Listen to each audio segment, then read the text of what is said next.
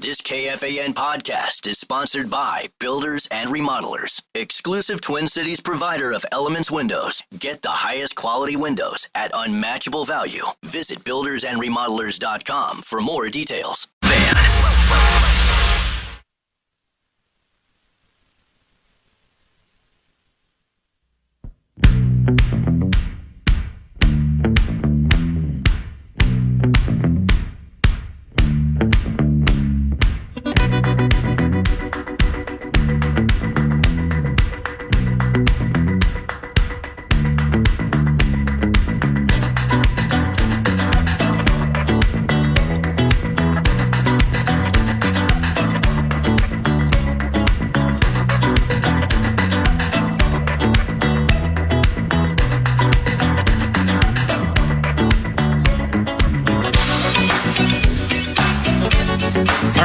Final hour. Technical difficulties. My fault. I'm supposed to be a teacher and I failed. But joining me now, courtesy of ONSIP, courtesy of the hotline, so to speak, down the line, Michael Russo, The Athletic, theathletic.com, at Russo Hockey via X. And I want to ask this question right out of the gates because my super boss, Greg Swedberg, popped in during a break and asked me to ask you this, so I don't want to forget it, Mr. Russo. First of all, how are you, sir? I'm doing great. How are you? I'm doing very well, thank you. I always feel like the day after free agency is like a holiday. It just dawned on me it's a weekday. It does. So. Doesn't it normally line up? I mean, I guess we're all beholden to the calendar, but you're right. Yeah, typically it would be a Saturday and we can kind of digest all of these moves that took place across the league and with our favorite team and frustrated fans. Maybe they didn't get what they thought they would get out of this, still wondering when 97 is going to re-sign and all of that. We can chat about those things. But I must ask you the first question, courtesy of Greg Swedberg, G. Swedberg, a lot of G's. When's the last time the Wild did not spend to the cap? It's been forever. Yeah, I probably, and I don't mean this as a slight, probably since the days of Bob Nagley, probably. Oh, wow. Craig, as far as I remember, Craig Leopold has spent to the cap every year that he's been the owner. And if they don't spend to the cap this year, it's a strategic move from Bill Guerin. It's not an edict. It's, it's to create flexibility that this team has not had in the last couple of years. I mean, maybe at the deadline this year, if they're in a playoff spot, they go out and make, more impactful moves than sort of, pieces around the edges. Gus Nyquist, Justin Brazeau, John Klingberg, Oscar Sundqvist. It's been a lot. Like he's done a lot, but they are all kind of depth pieces where now maybe he could do more of a, an impactful type of in-season trade, whether that's at the deadline or even before. And that's the hope is to accrue and accrue and accrue. And part of that, again, the flexibility, that all maybe kind of lumps into, and I asked Micheletti this in the open, and I guess I'll ask you kind of the same thing, where I have felt nothing, and maybe you saw this because you've been doing some fill-in work for Bumper to Bumper, and it's terrific, and had you on the other day. But the sentiment that I'm getting from the Wild faithful that listen to 9 to Noon and listen to the Fan is they're let down, that they're frustrated, that, this was marked on their calendar with a big red X for a few years now, and then Tarasenko and Sturm, and there are valuable parts of those things that I do want to hear your thoughts on, but specifically the sentiment of fans, is this it's kind of weird, I'm not playing the blame game, but is this a casualty of maybe the team leaning on the handcuffed nature of things for several years and really drilling that into our heads? Is it the fault of people like myself talking about that on the radio at various times for several years? Just kind of the build up to this moment, and a lot of Wild fans are feeling like their pockets are turned out and they didn't get what they wanted out of this moment. Well, all right, I've got 1,000 things that have just popped in my head. First of all, if you this is going to sound patronizing and condescending, but if you still feel that way, then you haven't been paying attention to the last month, because everything that I've been saying and my colleague Joe Smith had been saying and everything we've been writing have been warning that the trade market was not materializing the way that the Wild hoped, and that everybody was re-signing with their own teams that the Wild were interested in. So they just, look at the list of players. You can't invent new players. So I get why people are disappointed. They have been told for 4 years that when the handcuffs are off, it's going to be Christmas on July 1st. And it definitely didn't turn out to be that way. But the free agent class is as weak as can be. And the trade market is just very, very difficult. And here's an example. Brock Besser re-signed with the Vancouver Canucks yesterday for 7 years at $7.25 million. Patrick Allvin, I was in Vancouver on the day of the trade deadline. When he didn't trade Brock Besser, he said publicly, and frankly, I found it really distasteful and disparaging toward Besser, but he basically said that nobody was offering even a second-round pick for him and that they couldn't get anything.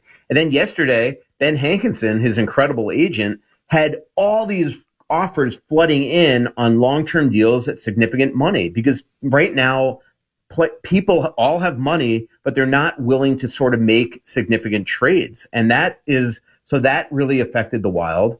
So now you have to dig into the actual free agent market, and where the Wild had significant interest, I think they would have in Besser. I think that the day before they started to read the tea leaves and realize that Besser had other options. And were going to be essentially, and the other option was clearly going back to Vancouver, and they didn't want to risk waiting till July 1 and striking out. And so that's why they made the Tarasenko deal. It's a 1-year bet at $4.75. They're definitely hoping that he gets back on track by putting him with, different types of players than he was in his last year in Detroit, where he was mostly a third-line guy. He's going to get every opportunity in camp to play, whether it's with Eriksson Ek or Rossi, or whether it's on the left wing Zuccarello or Boldy. They're making that bet.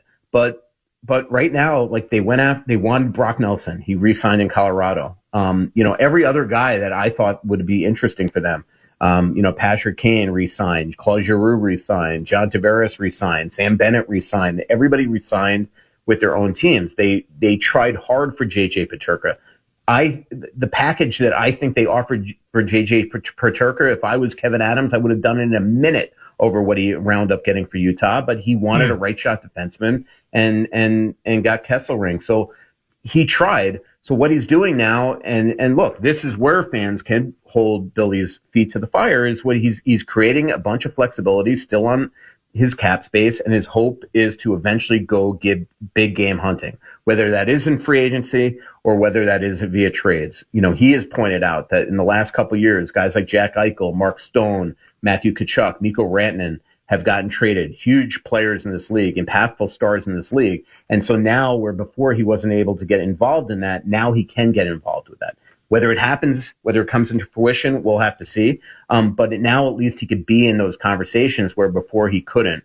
The one thing that to me yesterday really proved, though, is that he can't bank on free agency next summer. He can't just wait, because it just feels with the cap going up and up and up that anybody that wants to keep their own players will have that ability to keep their own players, and that the free agent class every single year might be fairly underwhelming. So the only way to really, I think, go get those guys is to either develop it from within or to make those trades. And we'll see what he does here. But I get why fans are disappointed. Like, trust me, I understand it. Oh, yeah. For 4 years, I've been tired of writing about it. We've all wanted to see this team, get over that hump, one, proverbially, but two, go out and get in the game. And right now, Bill Guerin, in his 5 or 6 free agent classes, hasn't been able to go out and sign a significant, impactful type of player. He's around the edges. He's gotten guys, the Merrills and the Kulikas and the Trenyans and obviously the Sturms, but he hasn't been able to go out and get those big time players. But yesterday was a day that I think he should have sat out. Like, yeah, he could go out and sign Nikolai Ehlers to an 8-year, $8 million contract. But then when Tage Thompson might say, I want out of Buffalo, he can't get into it because he just signed Ehlers. And so I think that showing some restraint yesterday was actually the prudent thing to do. But I get why fans are disappointed that he had to. Hey, functionally jumping into contracts for a second, I'm curious. I mean, you saw a bunch of them. Maybe it was Marner that got an 8-year deal. I think Ekblad got a super long-term deal. Not 13 years like we've seen in the past. But what is the philosophy behind that in terms of, do teams want to claw back on those years, go shorter term? You mentioned the cap going up. If I'm a player, I would like, you appreciate the guaranteed contract and the term commitment, but maybe you want a 4 or a 5 year deal so you have a chance to get a raise in a shorter period of time. Is there any battling between the players and those that put the deals together in terms of term versus more dollars per year? Well, there's no doubt that adding term is a way to sort of artificially lower the AAV. And, in a lot of ways, it feels like almost cap circumvention. Like, is Brad Marchand at 37 really going to play the next 6 years in Florida? We will see. 8 years does provide security. If I were a player, I would much rather look, it's easy for me to say, don't take the security. But if I were a player, I'd want a shorter term deal because as the cap continues to rise and it is just going to continue to skyrocket, barring another global pandemic, it's just going to continue to go up and up and up because this league is so healthy right now. There's going to be expansion. There's going to be, all sorts of international tournaments that are just going to bring, I think, revenue in. To me, I would want to go short term. I will say in the new collective bargaining agreement, they will go short term. The rules are coming down. If you're going to go sign for another team, it's going to be 6 years. If you want to re-sign with your own team, it's 7 years. That's the max. Right now, it's 7 and 8, respectively. So, that actually helps in a Kirill Kaprizov negotiation. Right now, unless the Wild trade him in the next year, he can only sign for 8 years in Minnesota. But on July 1 next year, again, as long as the Wild don't trade him, he can only sign for 6 years somebody else because the new collective bargaining agreement will go into effect. So I think that actually really helps the Wild right now. And I know the Wild would love to get him on an 8-year deal. We'll see what Kirill wants. Yeah, looking forward to that thing coming through. And maybe with the money going up and up, you talk about the trade wins and just the environment that in the end left Billy G kind of doing that prudent move and standing pat. I mean, the ability of the Panthers to do what they did, and you're thinking maybe not you, but maybe in general, it's just I wonder if they can get 1 of 3 with Marchand and Ekblad. They're able to re-sign all 3, and then Marner, and they got this. I mean, what an awful situation with Pietrangelo, but Vegas keeps finding ways to bring those Mitch Marner types into the covenant. So the cap going up and up, combined with us just finally having the chains off, the cupboards were bare. Yeah. I mean, the cupboards were bare in terms of players available, without a doubt. The one thing with Florida is I was surprised at the Ekblad thing. I didn't even think that they wanted to go, they kept on, essentially kept on hearing that they were worried that his body was breaking down, but then he had a really good playoff and then they wound up giving him 8 years. Again, if he finishes that contract, we will see. But good for Aaron. I like him as a player and he gets to stay where he wanted. Vegas always figures out a way, to get it done. It's truly unreal how ruthless they can be in terms of just, we want Marner, so we're going to trade Haig, we're going to trade Roy, we're going to trade, if you don't have full no trade protection there, you're pretty much not guaranteed to stay there. That's for sure. So we'll see. The one thing that you said that is interesting, that I totally agree with is Florida and Vegas are destinations, and sure, the state taxes help, but the winning helps even more. Players want to play there. I covered the Panthers for a long time. Nobody wanted to go there at that time, and they had the same state tax situation. But now Bill Zito has come in there and is slowly but surely turned that team into a perennial winner that's not going away, and players want to play there. Or they go there to revitalize their career. Nate Schmidt goes there for $800,000, has an incredible season, incredible playoff, and he goes and gets $3.5 million from Utah. So players also see that, and they're willing to go there on shorter term bargain basement deals because they know it's a chance to revitalize their career. That's where Minnesota needs to get to. And the only way to do that is to win. So if Minnesota can win a playoff round or two, have some sustained success, turn themselves into a serious contender, players will want to come here, whether we have a tax situation or not, whether we have cold winters or not.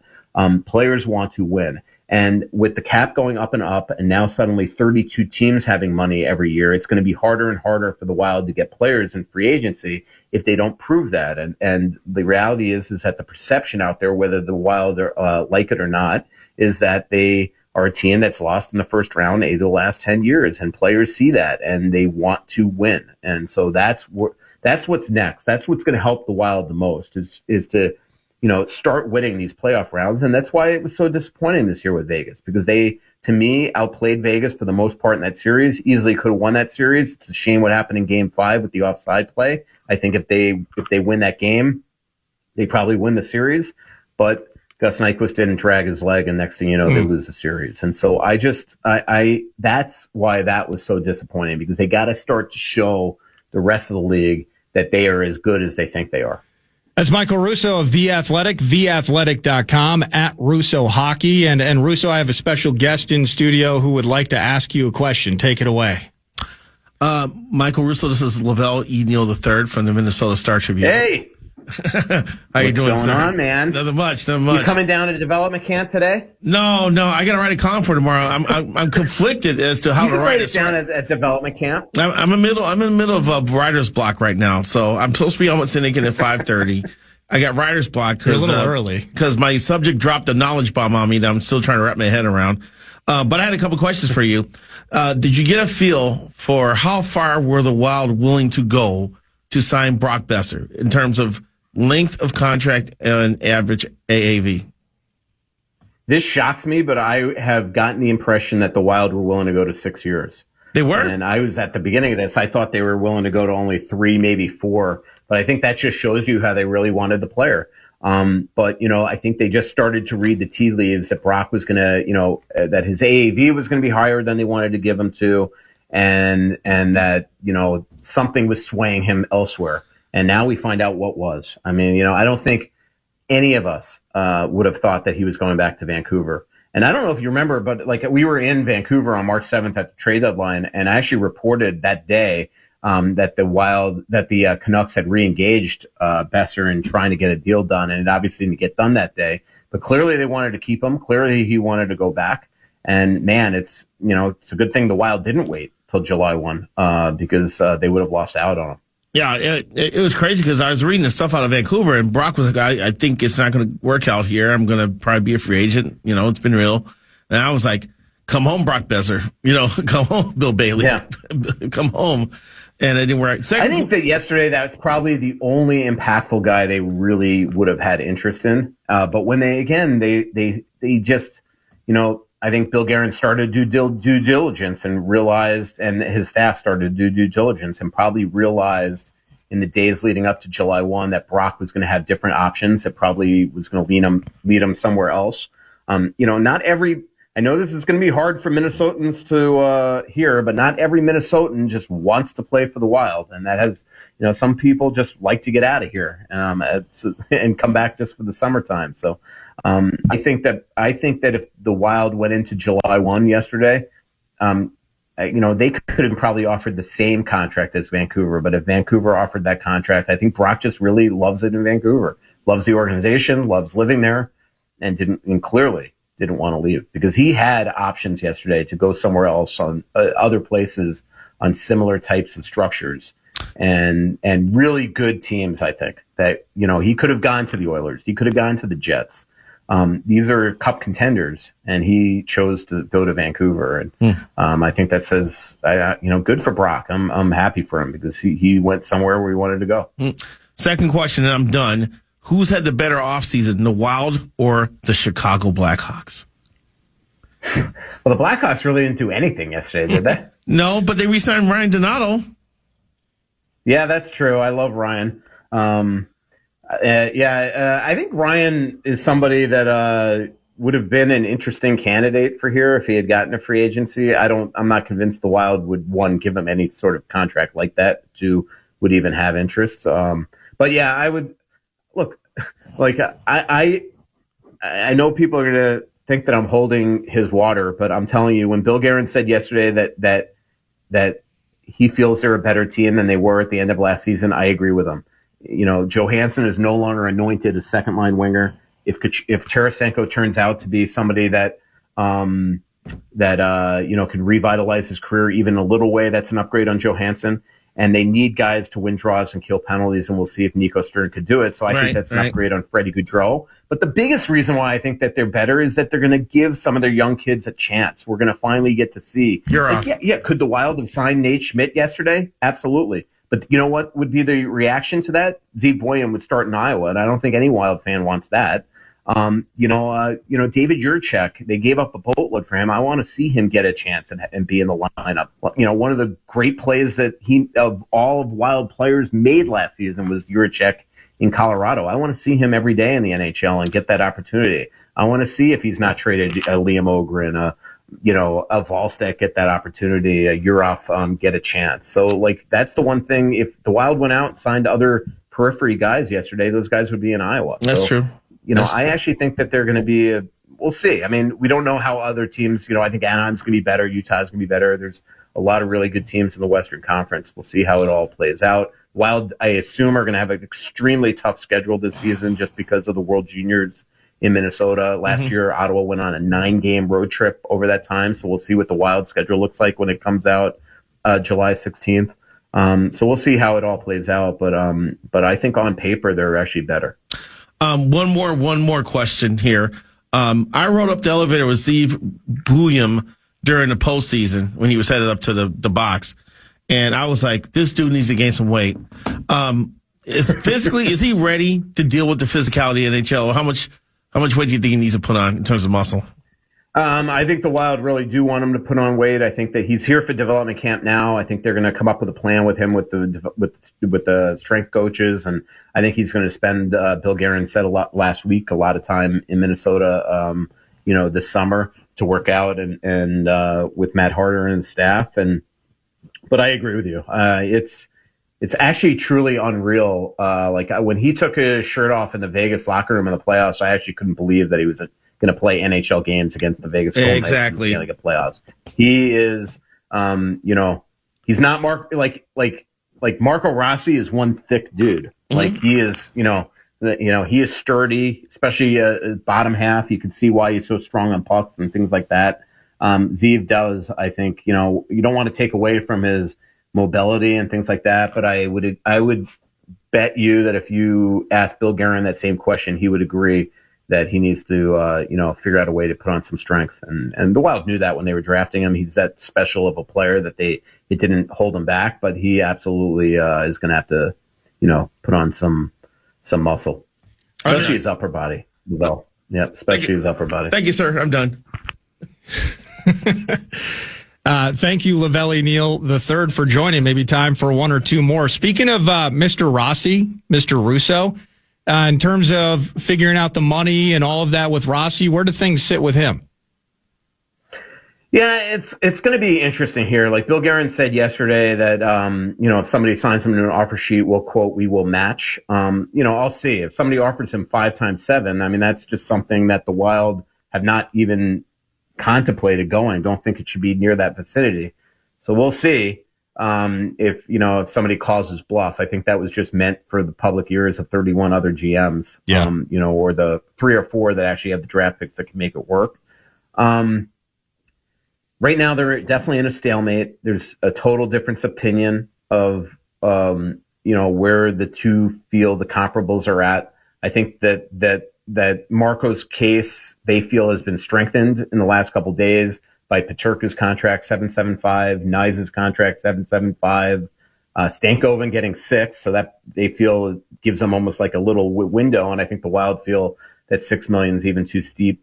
Coronado got 6.5 right at the end of the year. And that's the way life works in the NHL, is things are based on comparables, and with the cap rising, they feel it's a new world. The Wild have a difference of opinion.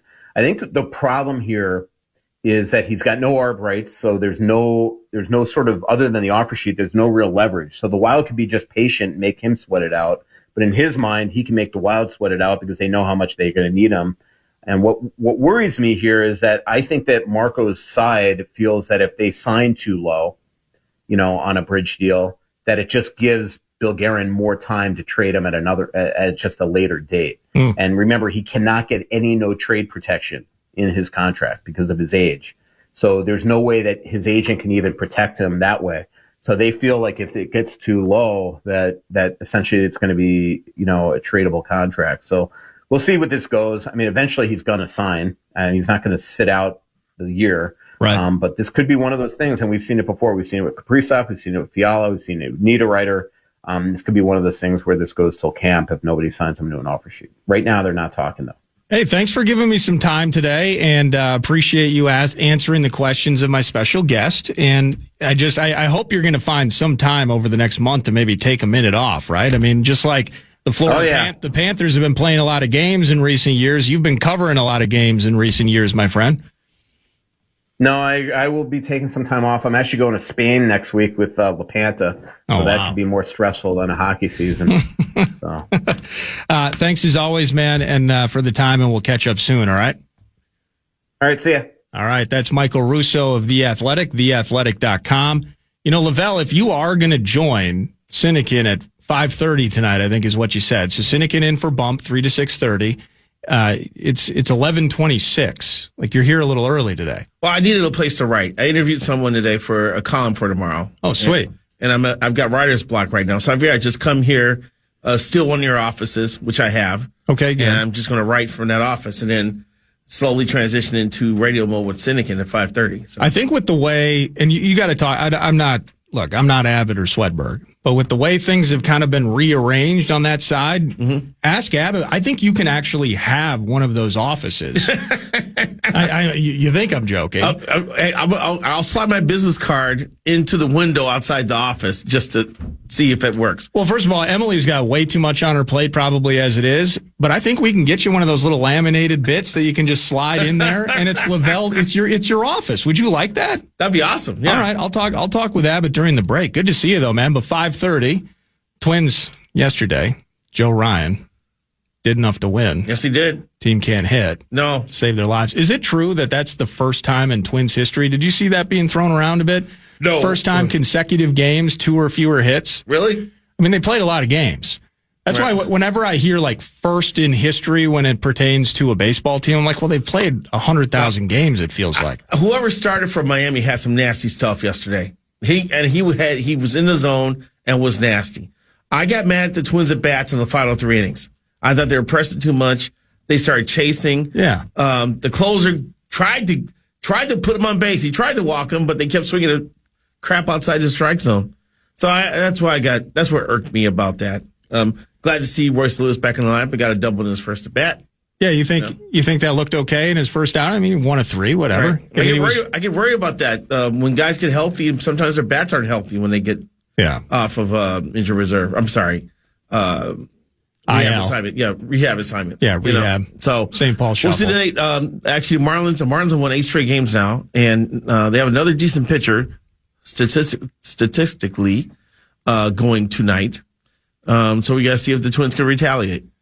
But these guys aren't Scooble. You're like, yeah, you had some nasty stuff. After you get what you got from Scooble, it shouldn't freaking matter 2 days later down in Florida. I hear what you're saying on that. I hear what you're saying. But I watched the game yesterday going, this guy's nasty. I was like, okay, this guy's got stuff. So I don't know what the Marlins do. They come up with these pitchers, Alcantara, Jesus Luzardo, Pablo Lopez. You know, they find them. They come up with these guys.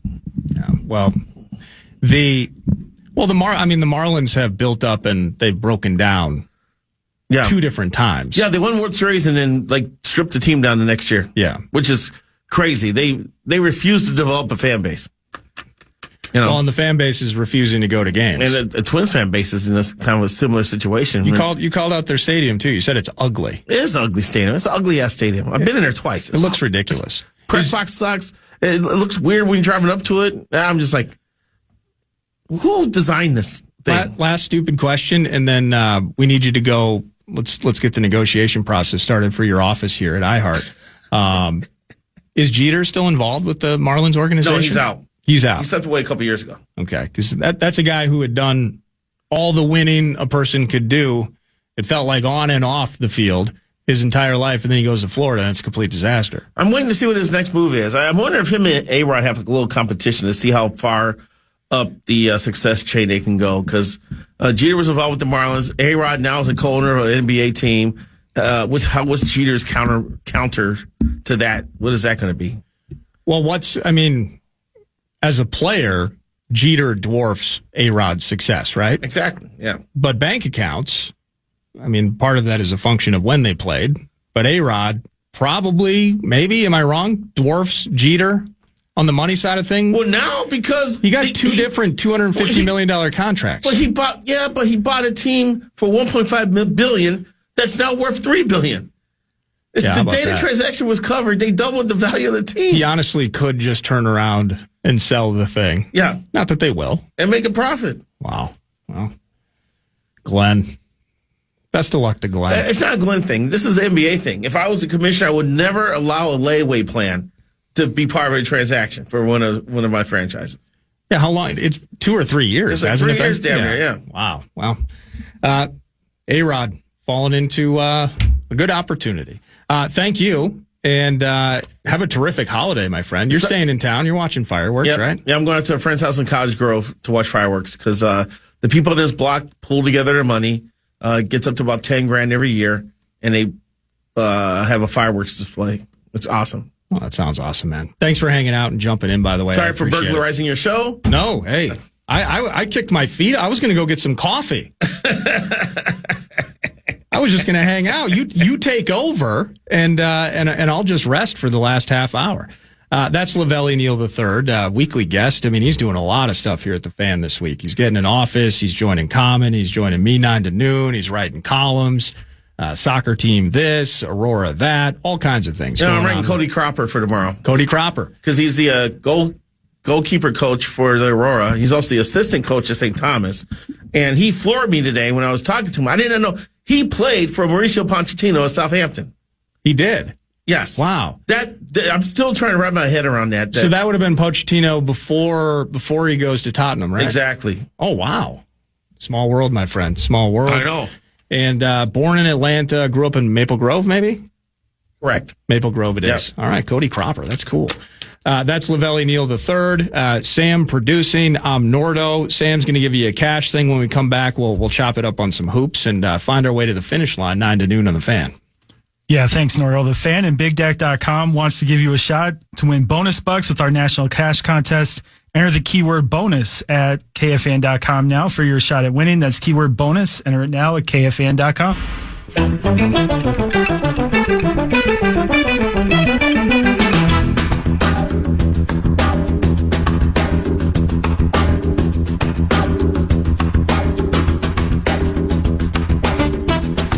Nordo in for PA. It's 9 to noon. Sam, you're a huge Howell fan. Is that accurate? That is very accurate. Season ticket holder and everything. So that's even better. Because I was going to bring this up. It's a little bit of a summertime throwaway, but it's somewhat tragic in a way. First of all, you follow the Wolves, and you get Nas back in the mix. You get Randall back in the mix. Feeling still a little bit light at point guard. Yep. We need Dillingham to be a player, right? Yeah, that's kind of the basics of it. Yeah, he has to be able to play, first of all. But yes, hopefully he can take that next step coming up here this season. And as a season ticket holder, are you familiar with, have you ever heard the name Jimmy Knutson? It sounds familiar. Okay, he has a single season ticket, and he sits behind a basket, and he actually brings his own foam finger to every single game. So next time you're at a Wolves game, gotcha, look out for him. So he's down there in the Lexus Club. That's the high end. Yeah, it's a little glitzy. I think he's a guy like Jimmy. That for me, I'd be punching above my weight if I was down there in the Lexus Club. But for Jimmy definitely fits in among the beautiful people, no doubt. But the Lynx absolutely just get smacked yesterday by the visiting Indiana Fever. And it was cool. The Lynx won this thing a year ago, the Commissioner's Cup final, right? And the opportunity, the ladies are going to get some extra cash. The in-season trophy bit, super cool. And the Lynx, who look as good as anybody in the WNBA right now, the chance to go back and maybe this time hoist the WNBA trophy, their 5th as a franchise. Yeah, here's an interesting tidbit. The last 2 seasons, the teams that played in the Commissioner's Cup went on to play in the WNBA finals. Yeah, that's right. It was New York. New York lost. Yep. The in-season bit, won the big trophy. That's right. Can we replicate that this year, Sam? We'll see. So but here's where I was going to go. You're a season ticket holder, so you're familiar with this. There's no Caitlin Clark in the mix yesterday, so that's kind of a downer. Fans, there were undoubtedly a number of tickets sold because CC was going to be there. CC was on the sidelines. Red Panda is a staple at Target Center. Red Panda took a huge L yesterday, Sam. What you have seen Red Panda? I bet you love Red Panda. I love Red Panda. Everybody loves Red Panda. That was like the worst part. Favored by like 12 points, they lose by 15. The on-court part was a problem, but during halftime, everything's going wrong, and it affected Red Panda to the point I think she fell and like hurt her wrist or something. Did you see that? I didn't see it. I read the story. I was actually trying to look for an update before the show, and I couldn't quite find one. So Red Panda, we hope you're doing okay. Red Panda, I remember my first year as a season ticket holder was all the way back in 2010. So that was before Ricky Rubio even. That was just the Barron years of Kevin Love and I can't remember the roster back then, but there's no point. You'll hurt yourself. The highlight of some of those games, though, was just being able to watch Red Panda back then. So I'm glad to hear. I thought she had retired from doing it, so glad that she's back and that she's out there, and hopefully she's able to make a quick recovery. Well, she had to be helped off the court. Yeah, they went and got a wheelchair for her. I don't know. I couldn't really find any details other than she had a wrist injury. She needs some help off the court. She was taken to a hospital, but no updates yet. So we'll keep you posted on any Red Panda news as it breaks. Yeah, whether it's on the Fan or even News Talk. Will John Justice potentially break in, like, hang on here, we got local politics we got XYZ thing happening in the House. What's up with Iran these days? Yeah. Hey, Sam, you breaking news. Give us the update on Red Panda. Yeah, I would say don't hold your breath on that one. All right. Fair enough. Longtime Wolves fan, you think about, like you mentioned, at one point in time with the basketball team. And, sadly, we're 9 to noon. It's never in our interest, Sam, to just dagger teams, right? Like we want our favorite teams to win. In some ways, I would say, at least in this particular time segment, we are in a lot of ways fans first, and then ultimately we hear things and we love sharing them with the listening public. We like having fun talking about our favorite teams. With that said, baseball team feels like they're going through it right now. But for many years, the Wolves, man, the funnest thing about going to a game, other than, there's a star aspect to the NBA, there's, you focus in on your favorite players. It might be the halftime show. Absolutely. And so, but you were in it. Explain to me, with a couple of minutes here, and then we'll pause and put a wrap on things. But you, from 2010 to now, you mentioned that's when you first became a season ticket holder. What kept you?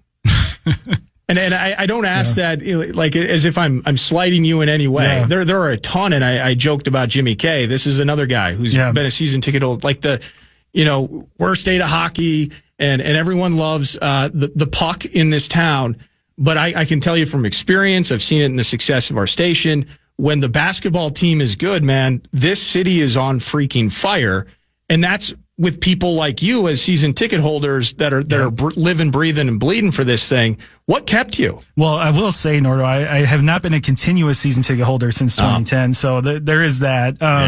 But I've been a Wolves fan and my whole life. I mean, I think even before I was a Vikings fan, I was a Wolves fan. And what's kept me around is just like, at some point, this team just has to be good. And that happened obviously in 2004, and then we're kind of living through it now. So I just, I hope with the new ownership change and some of the things that this team is doing, that they are able to sustain some long-term success, because I think just as Minnesota sports fans, I mean, other than the Lynx, take your pick. I mean, we don't really have a lot to hang our hats on, as far as championships and title runs and all that. So it was for me anyway, it was a pleasant surprise to see him get back to the Western Conference Finals this year.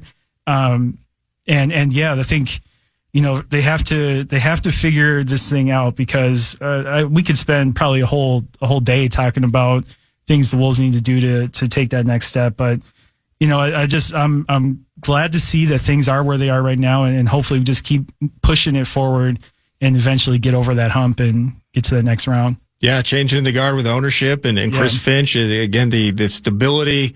I think they've set a new floor, it feels like, in terms of where this team should be at. And that floor, by the way, is being a postseason contender. So sorry about Red Panda. Sorry about the Lynx, but I love having you here today. It's been great to interact with you a bit, and I know it. You spend so much time down the hall. The ability to hang out here on the Fan, man, we really appreciate it. So let's go Howl now from a free agency perspective, kind of like the Wild. Well, Okay, we kept some guys.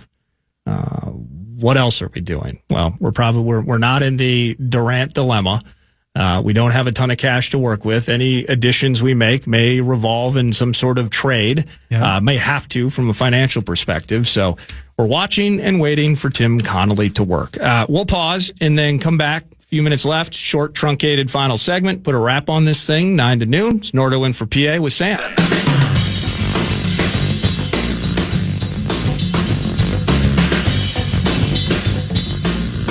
Ben checks in on the text line. Final segment, 9 to noon, Nordo in for PA. We're the Frisbee dog show that performs with the Wolves and Lynx at times for halftime. Red Panda is the MJ and GOAT of halftime performers. Hope she's doing okay. Some Lynx negativity. 2 championship losses in a row and counting. They just lost to a just over 500 team. Typical. Oof. A lot of pessimism on the ladies. Okay, well, it was an ugly game yesterday, and they got smoked by 15 to a team that didn't have their best player. But as Sam mentioned last segment, some hope. New York loses the Commissioner's Cup last year, wins a title. This time around, it's the Lynx's year. Also, some Derek Jeter-related negativity. Did I hear you guys, this is Matt in Little Falls, did I hear that you guys agree that Jeter dwarfed A-Rod as a player? Really? It's the complete opposite. A-Rod dwarfed Jeter. Jeter had a career WAR of 71. That's very good, HOF level for sure. It's not elite. By comparison, A-Rod had a career WAR of 117. That's 12th all-time for position players. He sits between Ted Williams and Lou Gehrig. Well, you may have actually made a point, sir. There's no doubt about that. The thing that I was going for, Matt, was the fact that Jeter won 5 rings. And I think A-Rod won his one and only in 09. Now, it's team game. I get all of that. But I was thinking in terms of on-field success, being part of that squad, winning, was it between 96 and 2000, they win 4. That must have been the Subway Series, I think, 2000 with the Mets. And then he was still around, actually, I believe, in 09 when A-Rod won that ring as well. But you're right. I mean, you think about it. Jeter's a career 310 guy, nearly 3,500 hits, but he didn't put that thing over the fence, 1,300 career RBI, whereas you have A-Rod with the 696 over the fence, and you have nearly 2,100 runs batted in. A-Rod certainly on an HOF level. I was just thinking more. See, it's that ring culture. That's what LeBron was talking about, the ring culture. And I'm playing into a negative part of it. Thanks so much, whether it's Russo with the intel on the back end. Thank you so much to Pat Micheletti being in studio for the first hour. Very hockey-heavy show today, which was great. Sam rolls in. He's like, I'm happy to help. It's super exciting to sit with you. I'm kind of more of a hoops guy than a hockey guy. I think that's how you'd frame it up, right? Definitely. That's how I'd frame it up. But thanks to Sam for producing and podcastable via the free iHeartRadio app. You're going to get to hear a little summertime barbecue action as well. Aaron and John from Northern Fire Grilling and Barbecue Supply hanging out for a bit. Ask a comp cook and you shall receive. But again, thanks again to Sam. Thank you guys for listening to 9 to noon today. Nordo in for PA. Little vocal maintenance week. Holiday around the corner as we find our way to hopefully a beautiful 4th of July. Until then, the program is next. Keep listening to The Fan and have an awesome Wednesday afternoon. Cheers. Easy credit rip-offs. Good times. Scratching and surviving. Good times. Hanging in a jar. Good times. 9 to noon. Ain't we lucky we got 'em? The game is over. Good times. And that's a fact. If it's good news or money, leave a message. Podcast today's Paul Allen Show or listen back to previous show and interviews by going to the iHeartRadio app or KFAN.com.